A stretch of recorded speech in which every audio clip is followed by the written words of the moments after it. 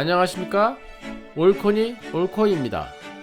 10일 현재 프랑스는 확진자 93,790명, 사망자 13,832명의 상황으로 초기 코로나 대응의 실패로 아직도 급속도로 피해자의 수가 증가하고 있는 상황입니다.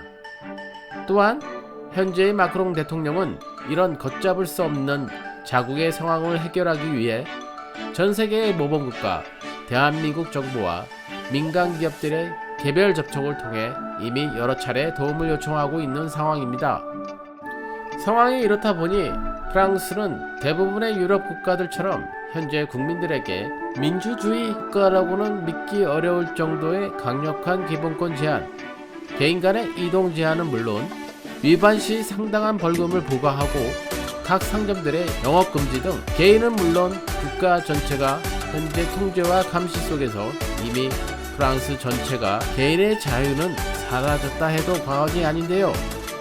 이런 프랑스의 상황에서 경제 유력지인 레제코가 지난 6일 온라인판에 코로나 바이러스와 동선 추적, 개인의 자유를 희생시키지 말자 독자 투고에 프랑스의 여성 변호사인 비르지니 프라델이 글을 기고 대한민국 국민들의 공분을 사고 있습니다. 그 내용인 즉슨 이렇습니다. 우선 그녀의 글의 초반은 우한에서 바이러스가 유입될 위험이 거의 없다고 말한 뒤 불과 2달 만에 우리는 코로나19와 전쟁 중이라는 마크롱 대통령의 대국민 담화가 나왔다면서 프랑스의 정부의 안일한 상황 인식과 태도 급변을 비판했습니다. 그리고 이어서 한국은 정부가 신속하게 마스크 착용을 권장하고 전국에 드라이브스루 선별검사소를 설치해 대규모 검사를 한다고 소개하고, 그러나 이와 반대로 프랑스 정부는 시민은커녕 의료진을 위한 마스크도 확보하지 못했다고 질타했습니다. 그런데 여기서 갑자기 논조를 바꿔 한국의 감염자 동선 확보를 위한 앱 사용에 대해 대만과 한국이 추적 장치를 마련한 것은 불행한 결과이며 프랑스 정부는 국민이 이런 상황을 겪지 않도록 해야 한다. 이 두 나라는 개인의 자유가 있어 본보기가 되는 국가가 아니고 오히려 최악의 국가라고 말했습니다. 특히 한국은 감시 고발에 있어 세계 둘째 가는 나라로 수천 명의 한국인이 학원에서 이런 기술을 훈련받고 담배꽁초부터 간음까지 타인을 밀고 해 돈을 번다. 다행히 프랑스는 이런 나라들과 다르다.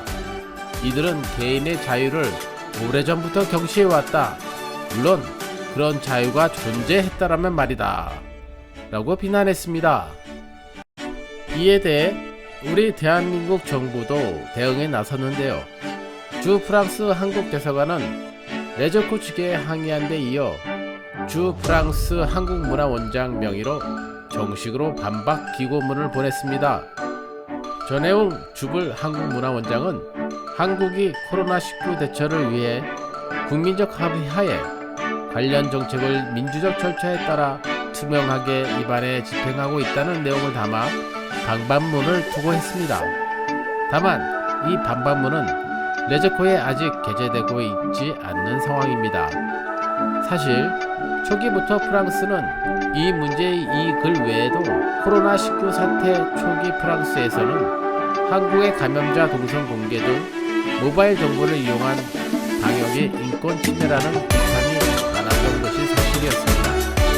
그러나 자국 내의 코로나19 상태가 걷잡을 수 없이 치닫게 된 반면 한국은 바이러스 확산을 성공적으로 차단하자 이런 식의 비판이 거의 사라졌습니다.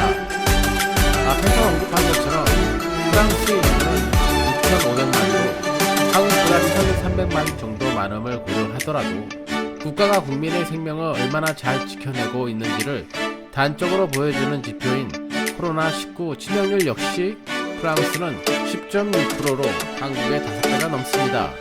그럼 이에 대한 현지 반응을 살펴보겠습니다.